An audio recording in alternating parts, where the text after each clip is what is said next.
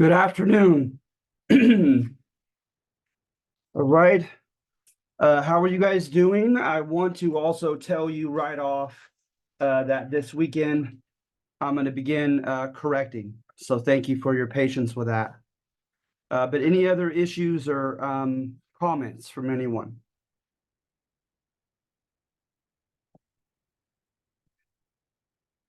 Are you sure? You guys doing well?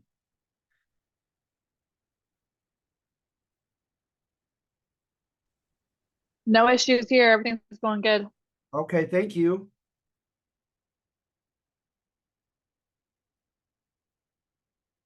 How are you doing? I'm doing just fine. I'm doing just fine. I I'm not a big believer in the dual enrollment system. With the dual enrollment system, you go to the high schools and you teach college classes for college credit. Just simply environmentally, because they're still in their high school venue. It's difficult to uh, have the students treat it as a college class. I'll Oh, just so are you teaching at the high school? A I high school? am I am for my other employer. Yeah, not with MJC, but with my other employer. And yeah, and so it's not the honestly it's not the kids themselves that I fault for it. I think it's systemic. I just think they need to be put into a more collegiate atmosphere to get them to behave differently. So that's my 2 cents on the matter. So it's a little frustrating because people who teach adjuncts, etc. Uh, we had a chance to go for a teaching credential, and we didn't because we didn't want to worry about behavior. We wanted to go right into college level stuff and get right into the material, and not we don't have time for that with our patients, and so it's different.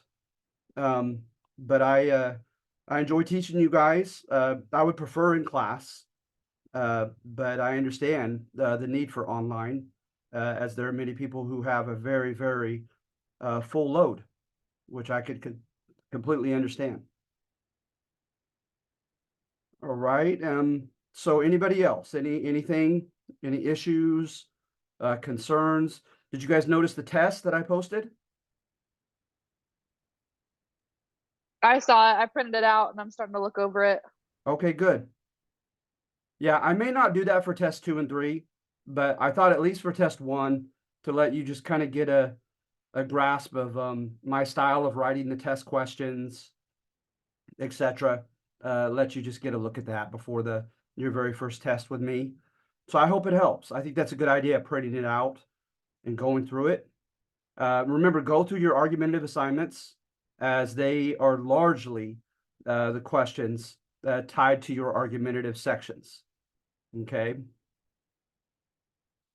All right. Well, I'm going to jump into the Northern Colonies. So you see these right here. We start off with the New England colonies.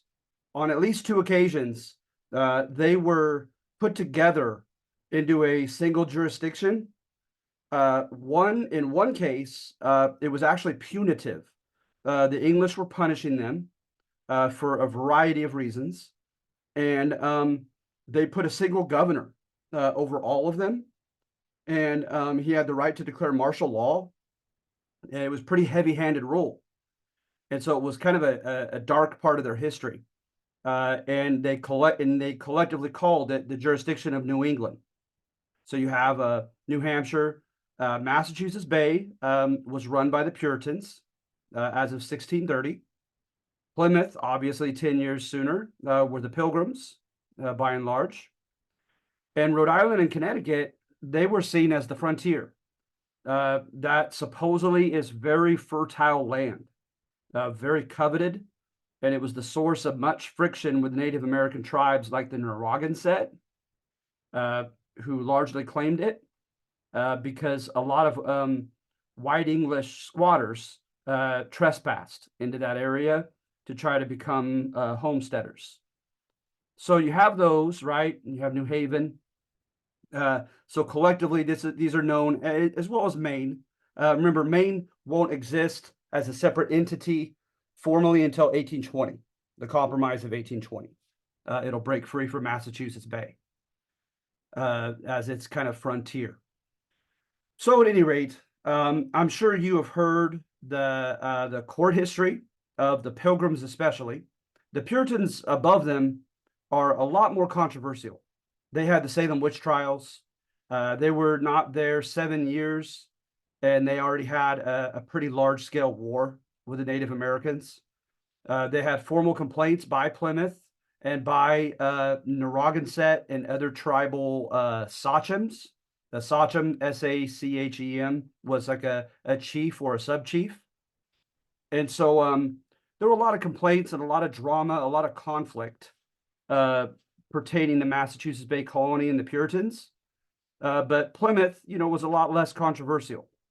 They went 54 years without fighting a war with the natives. And then ironically, when the 54 years came up, they fought with the very tribe confederation that they had made peace with on Thanksgiving. They fought the son of the original leader, Massasoit. So at any rate, his name was Metacom, and it was known as Metacom's War, or as they derisively called him, because he came in and he began to Plymouth and he began making kind of mandates, commands, saying that he expected this and that. And a lot of it pertained to land acquisition and getting land back. And one of the pilgrims derisively said, "Who does he think he is, King Philip of Spain?" Which he was referring to Philip II, who sent the Spanish Armada to capture England. So at any rate, it's still known popularly as King Philip's War, but technically it was Metacom or Metacomet's War. But at any rate, number one is court history, okay? And what it tries to do is it tries to not only praise the New Englanders, but try to make claims of exceptionalism, okay? Because that's part of court history, right? Is that we're from an exceptional country, and that this supposedly is part of the heart and soul of us becoming an exceptional country from the get-go, all right? So when you start off in the narrative, yes, you can find evidence of persecution that the Pilgrims faced. They were separatists. They saw no hope in the Anglican Church of England, because as you may recall from your other history classes, Henry VIII was a staunch Catholic right up to the time of his departure. And it largely was political and personal. He wanted his marriage annulled with Catherine of Aragon, and the Pope would not do it. And that was like the last straw. So he broke free from the Vatican and the Roman Catholic Church, and he claimed a church just for England, the Anglican Church. But regarding the fundamental differences of the Catholics and the Protestants, he didn't really take a Protestant stance. And that's all the more reason to contend that his break from the Roman Catholic Church was not, it was not based on beliefs. It was not ideological. So for instance, right, Martin Luther in Germany contended that the Catholic Church was wrong on soteriology, on the doctrine of salvation. He contended that they put way too many works involved on behalf of the Christian, the lay Christian. And he contended that salvation was a gift from God through Christ that you just simply needed to almost passively accept. And salvation was that easy by faith alone through, by faith alone. So at any rate, he took his verses largely from the book of Romans and Corinthians.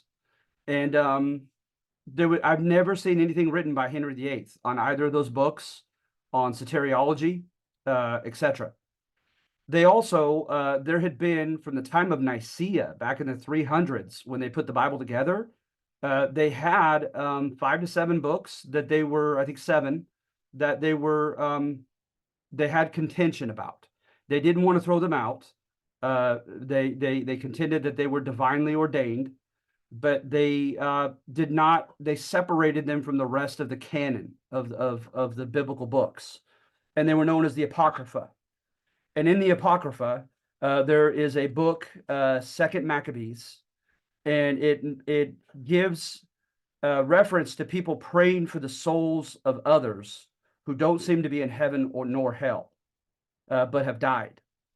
And so hence, right, it's kind of the origins in the beginning, along with, the sacrament of penance in the Catholic Church, and of the notion of purgatory that the Catholic Church embraced. Well, the Protestants, if salvation is a gift, then there's no need for purgatory. And so they threw out that idea, that belief, and they threw out the Apocrypha with it. Martin Luther and other leaders of the Protestant Reformation, especially Second Maccabees. The Anglican Church kept the Apocrypha, just like the Catholic Church. And then also there were issues with liturgy, and they kept a largely Roman Catholic liturgy. And remember, liturgy is the set of rituals that you perform during Mass, during church service, including the belief in transubstantiation, the belief that Jesus's body literally becomes the bread literally becomes his body, and the wine literally becomes his blood when you partake of them. To the Protestants, it was a reminder, a mere reminder. It was merely symbolic. And so they threw away the idea of transubstantiation, but not the Anglican Church. So you see, it was like the Anglican Church was pretty much Catholic in everything but its ties to the Pope and to the Roman Catholic hierarchy. So at any rate, there seemed to be a pattern that a lot of princes, which made sense because a lot of princes had something to gain from breaking free from Rome. So some of them had political reasons for joining the Protestant Reformation. And then others as well, for business reasons, wanted to not have as much oversight over their business activity, not to be taxed as much with the tithe and everything. Some of them had material motives as well. And a lot of them happened to live in the cities. And so the generic term we used for people living in the city was the bourgeoisie. So a lot of people throughout Europe that were members of the bourgeoisie, that were city people, joined the Reformation. And so, you had some big cities in England by this time, Bristol, Liverpool, London. And so you had a lot of Protestants in those cities. And so they put up protests, and they had times in which they were persecuted by quote, Bloody Mary. They had times in which they felt they had a Protestant champion in people like Queen Elizabeth. And then they had an Archbishop of Canterbury, whose name was William Laud, Laud. And he didn't make many friends in admitting publicly that his desire for homogeneity, for everyone being the same, and worshiping the same, with the same liturgy, with the same doctrinal beliefs, etc., was largely political. He wanted England unified. So he began a set of persecutions, and largely they were not martyrdoms, although there were a few exceptions in which people were martyred.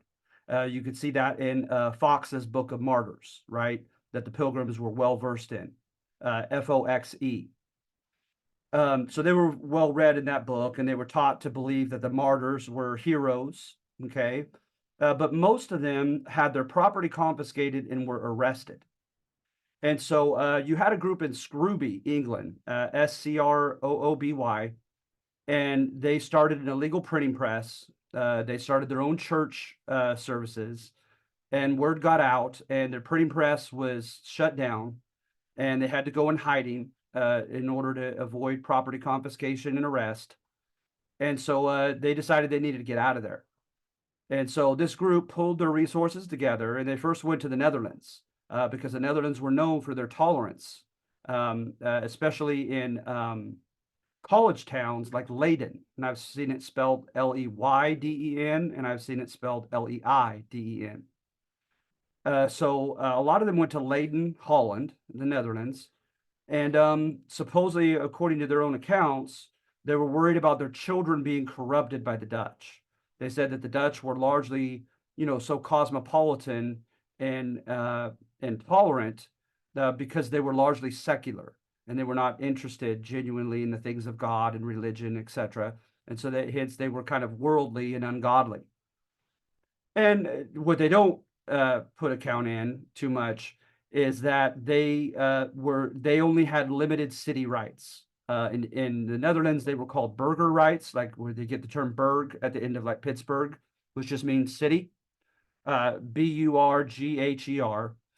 Burger rights were city rights, and they largely were economic. The right to hold property, the right to earn a wage, the right to start a business, etc. They only had limited burger rights as foreigners in the Netherlands. And so that bothered them as well. So at any rate, they decided to head to get a charter to start a private company to fund their colonization in northern North America. All right, above Maryland, above the South. So at any rate, when they did, they had to compromise with non-church folk, and they called them strangers, those who were not members of their church. And so it was supposedly split about half and half, and the party and those who were investing in the company, etc. And so when they were almost here, they made a pact, and that was the Mayflower Compact. And they made a pact that they would elect leaders of their own, and they would submit to such leaders. So some people take it so far as to, and perhaps it's not too unfair of an inference, but they contend that the Mayflower Compact was the beginning in the North of representative government, of vowing that they would, only obey a government that they gave their permission to rule over them by election. So at any rate, they waited the first day they got there because it was the Sabbath. It was Sunday, their Sabbath. They prayed and they read the Bible and had service on the ship, and then they went into Cape Cod. And things were tense at first. They found a cache of corn that was buried, and they took it for themselves. They had an occasion in which they had arrows shot at them, and so they knew they needed to try to meet with a leader. And so, of course, you had Squanto come and meet with them. And Squanto is depicted in most sources as a man technically who was out for himself, who belonged to nobody. He was part of the Patuxent tribe, and they were wiped out by fishermen who inadvertently spread disease on the coast of New England. And so he lost his family by disease, by the white man's disease, and he wasn't trusted fully by the pilgrims nor the native tribe that they'll make an alliance with. And so then they're formally sent a man named Samoset. And Samoset comes, and he has the authority of Massasoit. And Massasoit is a leader of a large Native American confederacy called the Wampanoag. And the Wampanoags, they were hesitant at first. And what happens, by and large, is they each do each other a favor. Massasoit got very sick, supposedly deathly sick, and they sent a man named Carver, who he really liked, I think William Carver, to come and tend to him with an elixir, some type of mixed medicine. And supposedly it semi-miraculously worked very well, and Massasoit got better. And as he was getting better, his trust was enhanced of these white intruders. And so he gave them a warning that the Massachusetts tribe was on the verge of invading them from the north. So they beat the Massachusetts to the punch with a controversial figure named Miles Standish, who was an Irish mercenary for the Pilgrims. And he engaged in a rather ruthless raid called the Wessagoosett Raid. And it began when they were eating breakfast with the Massachusetts Sachems. And he killed one of the Sachems while he was eating. And they ambushed him. And so that part of the Pilgrim story, the Thanksgiving story, I was never taught as a kid. So at any rate, they met together and they agreed that they had done one another a great favor.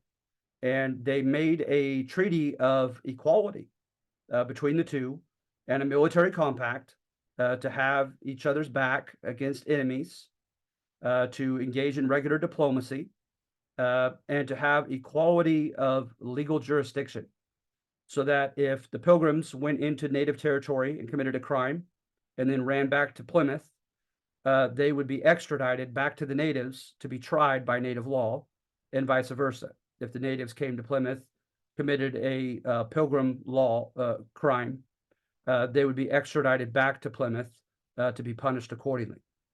So that was rather kind of anomalous, kind of out of the ordinary, to have a treaty of equality with a Native American tribe. And so they were proud of that. So then in addition to that, I get into some of the general things that they brought with them, excuse me, as progressive, I hate to say inventions, but just progressive facets of their civilization. So for one, right, was the degree of democracy. They decided to have congregational churches in which each congregation was autonomous. They didn't answer to a bishop. They didn't answer to a presbyter or other types of overarching figures that looked over multiple churches. They popularly elected and, quote, unelected their own preachers, and they were proud of that. And then all the citizens could gather at the New England town hall meetings, and any of them could put forth anything to be voted on, any grievances. Of course, they had a vote on all issues, all citizens, and they were proud of that. Okay. And then in addition to that, they had a degree of regulated capitalism that was not normal for the 1600s, for the early modern era. They did not stick by strictly the mercantilist restrictions that were back in England. And it made sense because a lot of them were city folk back in England, and they had begun to try to carve out a career for themselves, and they did not want the old aristocratic, limitations to affect them, because they were not aristocracy, right? They were not, their names were not legally tied to the landed gentry elite like you read about in the South. Okay. And so they were much more loose in their allowance, their permission of people to start their own businesses, to start their own trades, etc. Now, once they did form kind of common guilds, and they expected certain type of morality. So, for instance, if they thought someone was charging too high of a price, they would come down on that member. So that was a form of kind of regulation over them for greed. If they thought someone had an unfair advantage, they fought against that. And of course, they made it sound more like it was an issue of egalitarianism, of everyone being on equal footing. And so, like I said, they had limited capitalism in the New England colonies, but it also was somewhat regulated, okay, which was far ahead of its time. And then in addition to that, you had, I already mentioned their treatment of the Native Americans and the lack of coercion. You had John Eliot and other missionaries who worked on trying to convert the Native Americans. But from all the primary sources, it seems to have been by choice. They were not forced. And technically, to be fair to the Spanish, however, right, is that the Spanish missionaries technically didn't force their neophytes onto the missions either, which was largely true. And so at any rate, those who did convert, they separated and tried to educate in what were called praying towns. And one of the most well-known was on Deer Island, like the animal. And they were quite proud of them. Okay. So you had those notions. And then you had people like Roger Williams, who advocated freedom of religion, and that religion has to be, because it's something of the heart and mind, it has to be volitional. It has to be by choice. It has to be in freedom and not under duress, etc. All right. So they were kind of ahead of their time in those such ways. So notice I conveniently omitted the ugly stuff on number 1, which I get into in number 2. All right. So number two, I largely jumped to the Puritans because, like I said, the Puritans were more controversial. The Puritans were here not 6 years, not 6.5 years before they got in a war with the Pequot tribe, and they would not engage in political equality with anyone, much less a Native American tribe. So hence their people could go into Native territory and commit crimes, and they would not hand them over for punishment. But if the natives, right, the whole double standard, if the natives came to Boston in the Massachusetts Bay and committed a crime, then of course they wanted justice with that Native American who infringed upon their rules. And they also, there was a word in the Algonquian language that the Puritans learned very quickly, and it was agua. You know, it sounds like the Spanish word, but it was AG, they spelt it AGWA. And agua means subordinated to or underneath. And so the Puritans, even with the pilgrims beneath them, made everyone, or tried to make everyone around them, sign a treaty of being agua them, to be subordinated to them. And that entailed a lack of political equality. That entailed a form of tribute of some sort.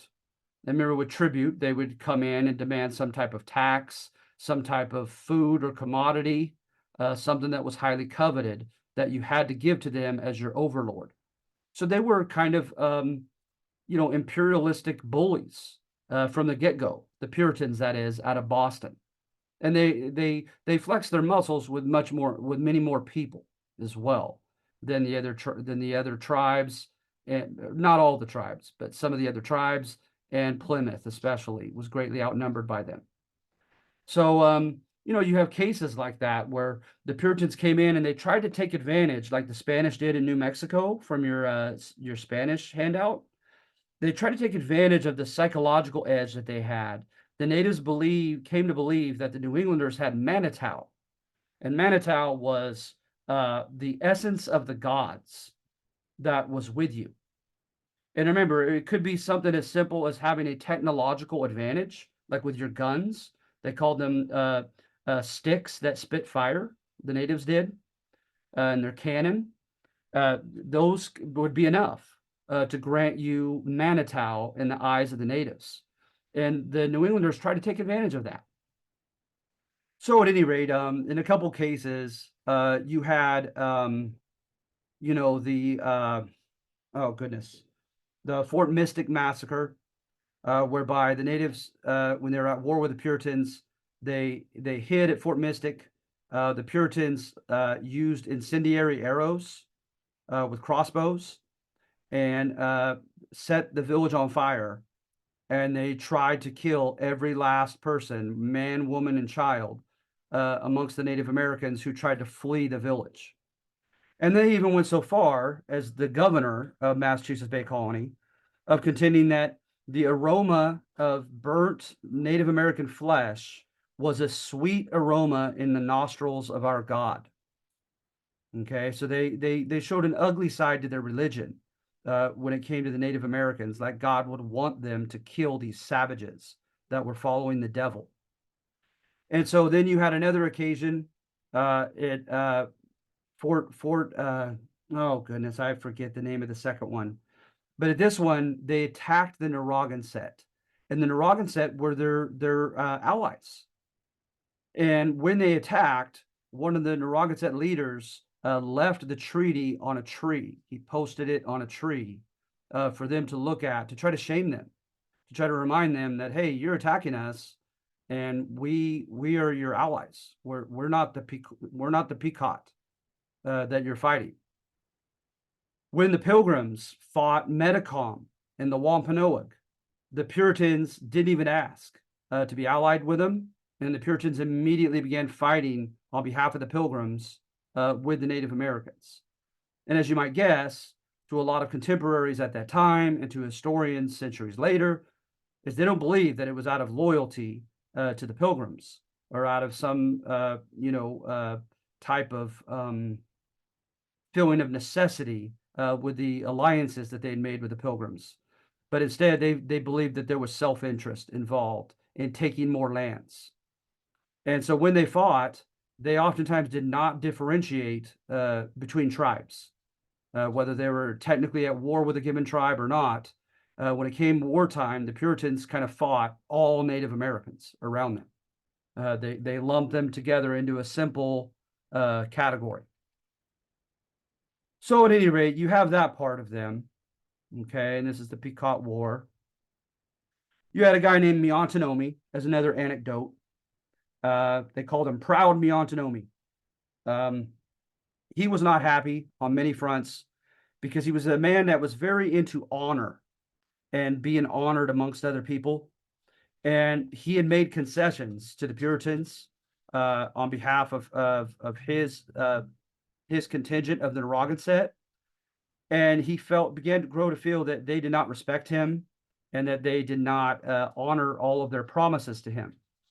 So he actually traveled to England, and as a Native American, with his lack of natural defenses and with his white blood cells against European diseases, it's amazing that he lived. But he traveled to England and he got to meet the king, and he basically told on the Puritans how they were throwing their weight around with everyone and not honoring their promises, etc.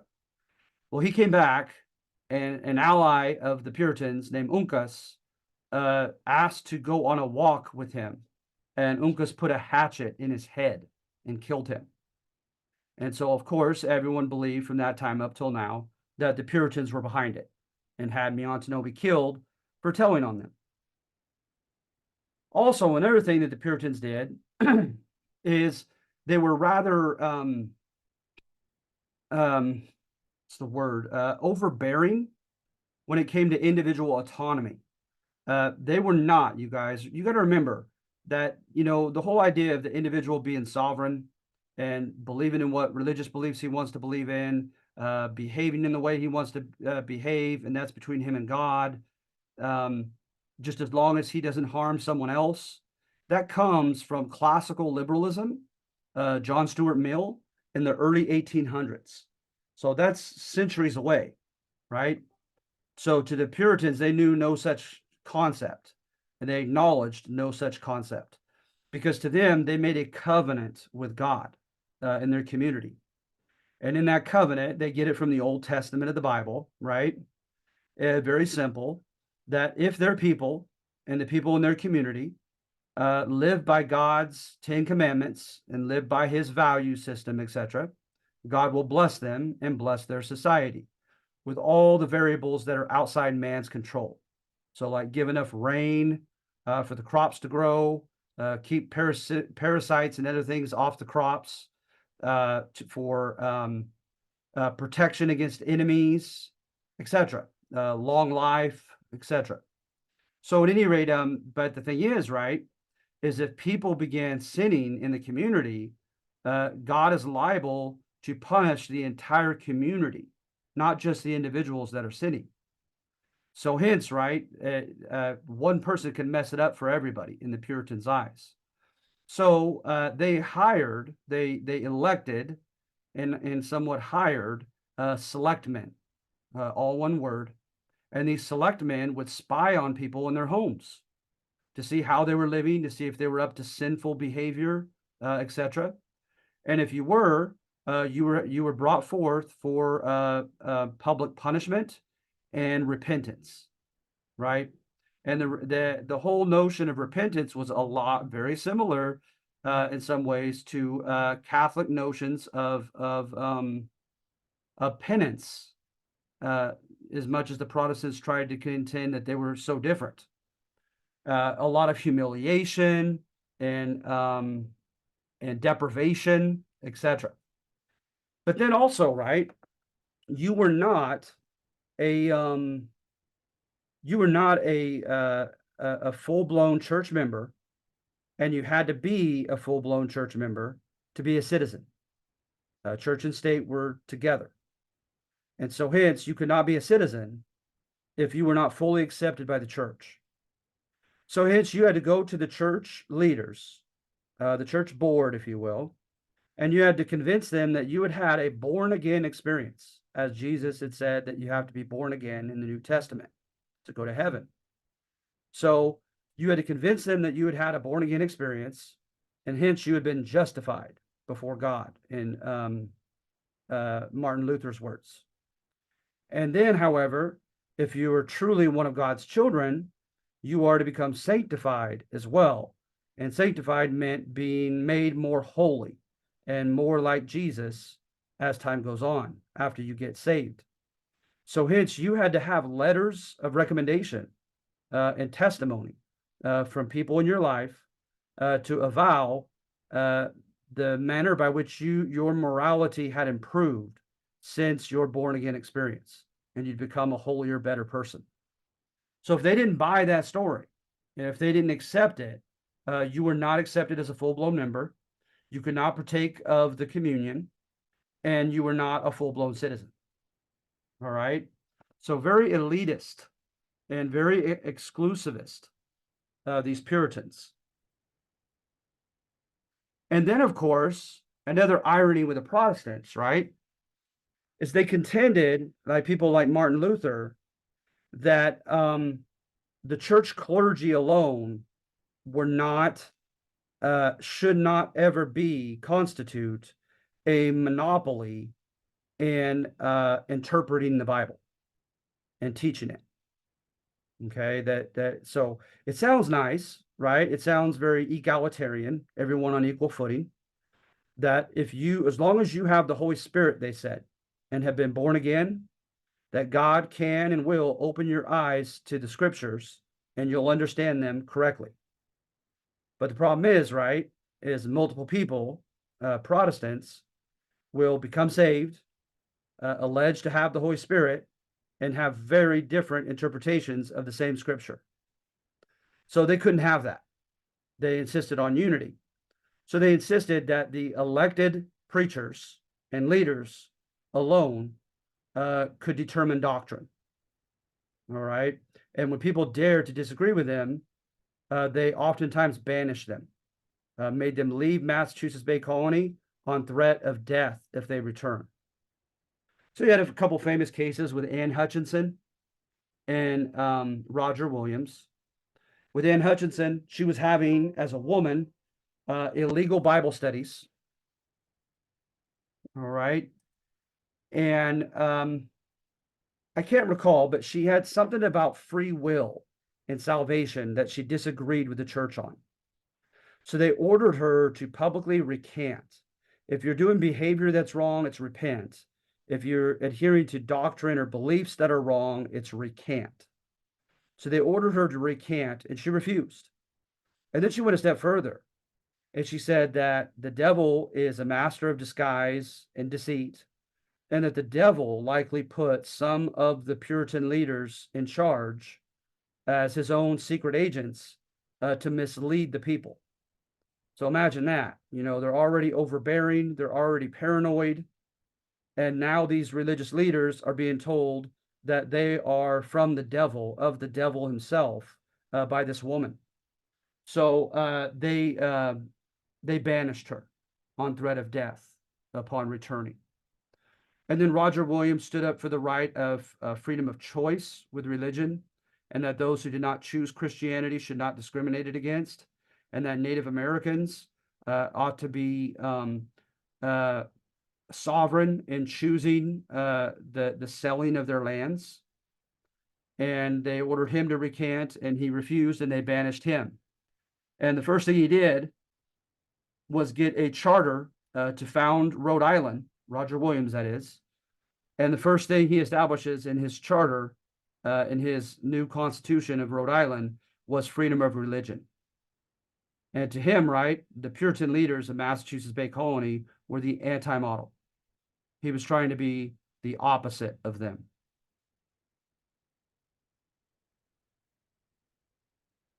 Then with the Salem witch trials, I just invite you to look into what happens. You know, some of the famous interpretations is basically what I'm saying here is that the soil was fertile for something like this to happen. All right. So for one, it started in Salem Village as opposed to Salem Town.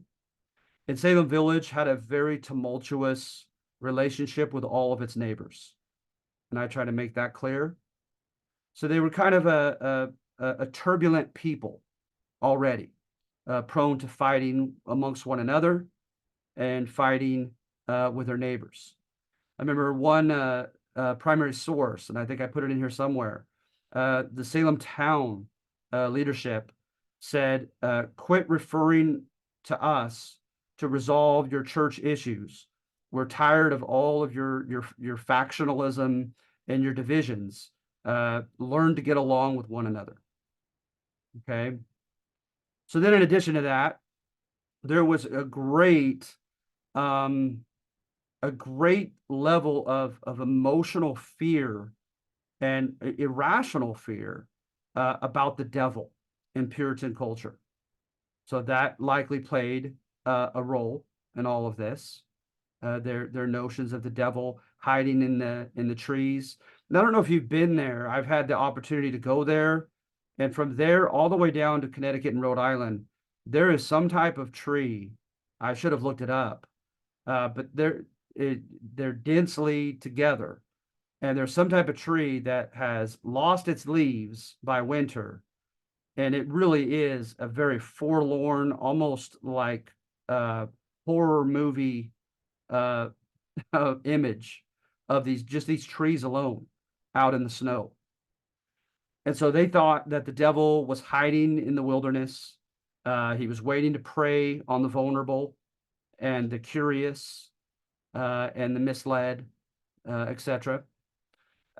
So that likely played a part. Then you also had the fact that women were expected, especially young unmarried women, were expected to know their place, uh, not be autonomous, be very obedient and dependent upon men. And this almost gave, I mean, it really did. It gave a great sense of an enhanced power and sense of importance to these young girls when they were asked their stories and who had done what to them, etc. To the point that, we know now there literally was a confession. It is true. There was a confession by a couple of the girls that they had made stuff up. They were caught up in all this and that they had made stuff up. Then in addition to that, you have socioeconomic and regional differences, whereby people from different towns resented each other. People of different social and economic classes resented each other. And so hence you had quite a few instances of rather poor young girls making accusations against well-to-do people in the city. All right. And so you have all of this and all of this put together, right? And I'm just saying it created a fertile soil for the Salem witch trials of 1692. So take a look at it for details, okay?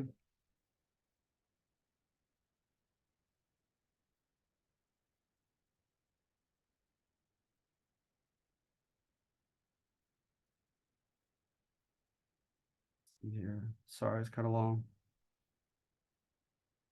Then moving on to court history of William Penn. All right. William Penn gets a charter, right, to establish Pennsylvania, Delaware, and New Jersey.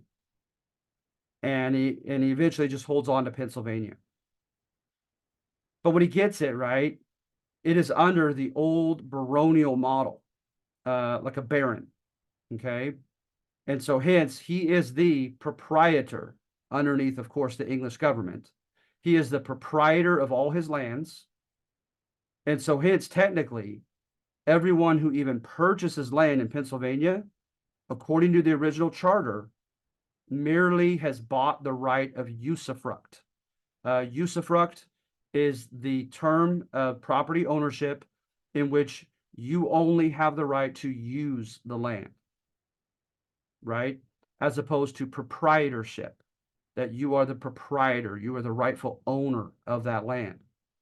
So according to the original charter, no one owns the land except for Penn. So hence, he could charge rent. Okay. Okay. In the baronial model, they're called quitrents, Quitrents. He could charge money for quitrents or rent from everyone who buys land or obtains land in Pennsylvania. But guess what? He doesn't do it. Then, being the sole executive over Pennsylvania, he establishes a legislature of elected citizens of Pennsylvania to share power with. Matter of fact, he gives them legislative power to write the laws, and he merely gives himself the power to veto them. And in all his years there, he only vetoed 2 laws, and both of them were in defense of Native Americans. All right. Then, in addition to that, he sends agents into the most, arguably, some of the most marginalized areas of Western and Central Europe. He sends them into Flanders, which is Belgium. He sends them into Germany. He sends them into parts of Scotland and England, of course. But he sends them to the very poverty-stricken areas. And he gives them pamphlets that they will have an opportunity to obtain land in his colony. All right. To the first 1,000 people that came to Pennsylvania, he granted free land. All right. Then, in addition to that, when the price began to go a little high, because the land was very fertile in Pennsylvania, supposedly, he went out of his way to bring in systems of credit, both government-based and private-based, to give people rights to borrow money to buy land, basically, or to start a business. He issues a freedom of conscience declaration in his constitution as well. So freedom of religion. Then for those who are homeless and in a bad way, he offers his famous almshouses, ALMS houses. So people could come to these. They would be granted a place to stay for free, food and drink for free. They would be taught a trade at the famous grog shops, GROG. And then they would help them in trying to get on their feet to start a job with these almshouses. Then with the Native Americans, he makes a law quickly that only the leaders can accept property transactions between the natives and the Euro Americans. So once a year, they meet, and it oscillates. One year it's in Philadelphia, and the white man is hosting it. And the next year it's at Susquehannock, and the natives are hosting it. And he followed Native American protocol, how the meetings were run.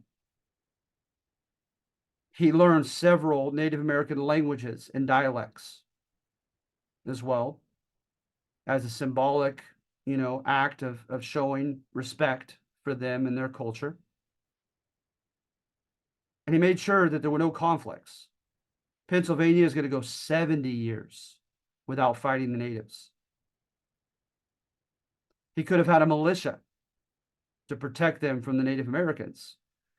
And he said, no, we don't need a militia. We're going to be friends with them, and God himself will protect us. So there was no militia.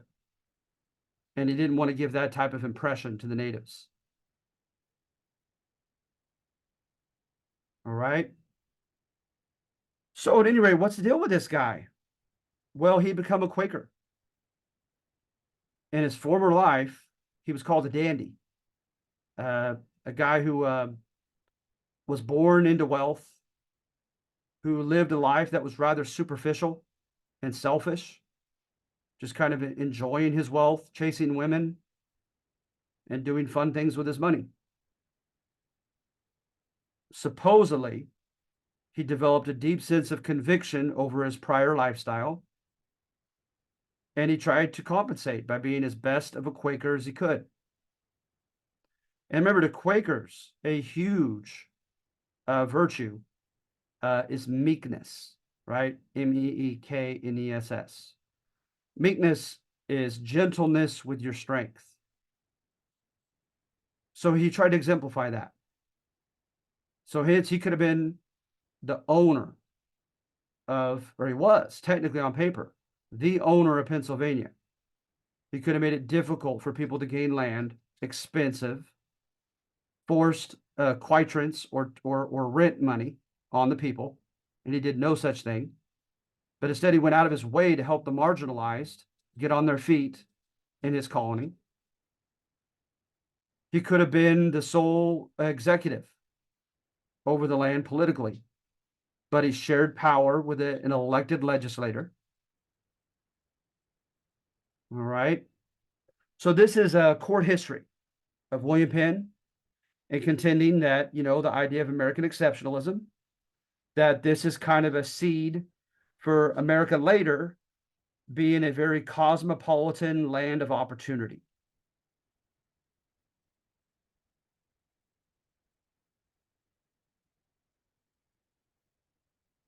Then you have a little turnaround with William Penn. And it's a very simple thesis, just with a lot of instances. Is he had people, okay, who were promising to bring credit to Pennsylvania. So these are loans to those who need them, right? And other such type of demographics of people that he reasoned were greatly needed and could do great good for a great many of people in Pennsylvania, but who made demands that the Native Americans be cleared far away from there before they came from Europe to Pennsylvania. Because you got to consider the literature by now, especially like with the Iroquois in New York. There's a famous book of them, and the Native Americans were seen as savages, as very violent, very deceitful, etc. So quite a few well-to-do people that supposedly were bringing, opportunities with them for others, made that ultimatum to him, made him feel compelled to drive the Native Americans away before they were willing to come. And so he was continually asking and pushing the native tribes to sell more and more of their land. Well, by the end of his life, it was becoming apparent that the Native Americans, on a quick pace, were becoming dispossessed of their land. And there's no way he didn't notice it. And there's just not evidence that he voiced to anyone a conflict of conscience about this, that he stayed up at night worried about it. So as you see here, Penn paid 1,200 shillings in purchasing lands from the Delaware tribe, so they knew him as Onus or Miquon, meaning feather or quill pin.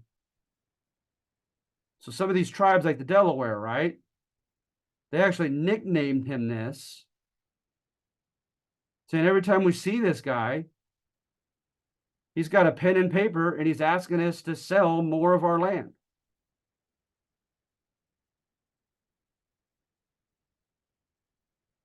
And to be honest, that's the biggest dirt I could find on him. So this is revisionist history.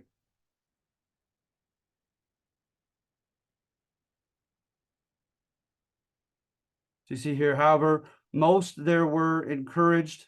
Most there were? That doesn't sound right. Granted, Penn secured dominion of land in the Susquehanna Valley for a group of Native American refugees from wars like some Shawnee, Susquehanna, Conestogas, some Senecas, etc. However, most were encouraged to live off trade and hunting.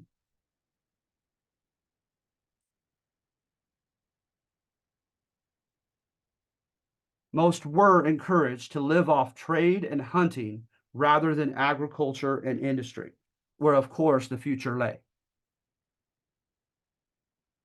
which may have led to their eventual dispossession.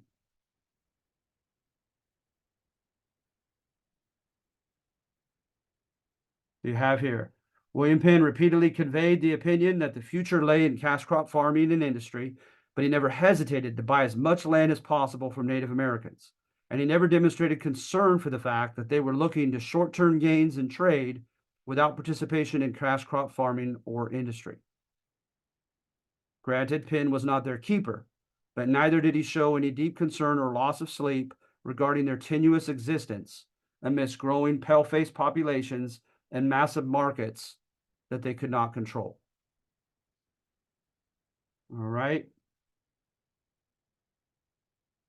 And with number 6, pretty simple thesis, is the Dutch took, by 1625, they claimed and discovered, right, because plenty of natives lived there, New York.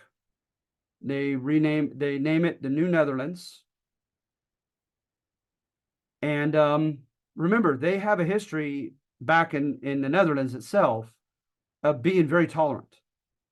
There were Muslim mosques, there were Jewish synagogues, Protestant churches, and Catholic cathedrals, all in some of the cities of the Netherlands.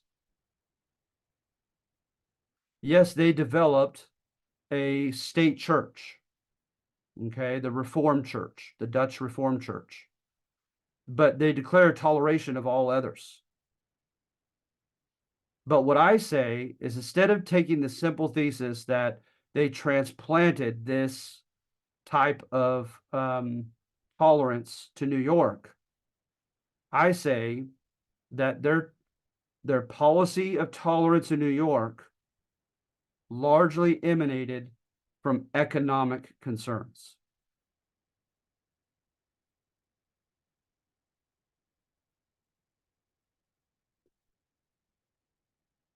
So look at this. Pastor Megapolensis said Jewish people are an enemy race. They're blasphemers of Christ who look at everything for their own profit and whose God is money or mammon. Dutch West India Company Director Clauses received petitions from New York City, or New Amsterdam, as it was called, to banish the Jewish inhabitants in 1654.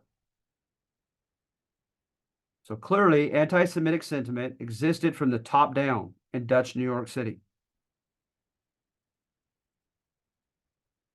And you have the same thing about other groups as well, including a guy named the Black Turk Van Sally, Anthony Van Sally. The primary sources say awful things, stereotypical things about him as a black man from North Africa.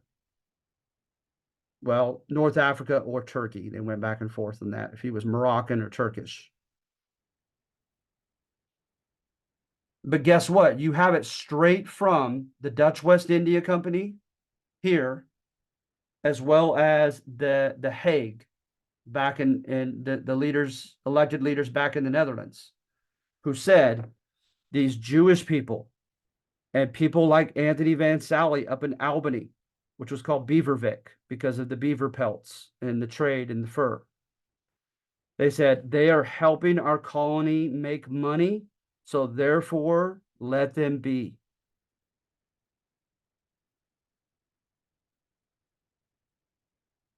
So there was technically toleration in Dutch New Netherlands or New York. But I'm making the argument that it's not the same as when you hear about toleration espoused by someone like William Penn or Roger Williams. But it was more a pragmatic economic decision to just leave these people alone who are helping us make money. but yet they still had the same, prejudiced outlook against them as found throughout much of Europe at that time. All right, so any questions? I think that's it for today.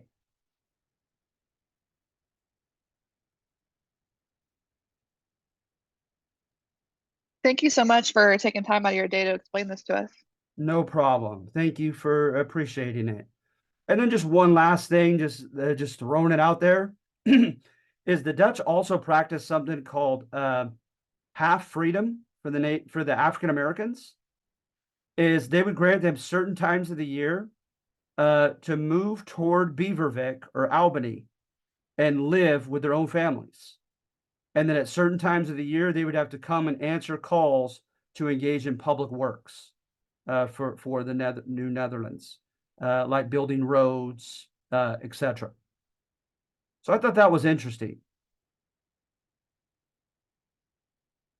But before you think about how maybe magnanimous that was of giving the slaves half freedom, you got to recall also that in sending them to Albany to the northwest, they were putting them between themselves and the Iroquois and other hostile tribes. So they kind of were also being used as a buffer to the degree to which where they were sent.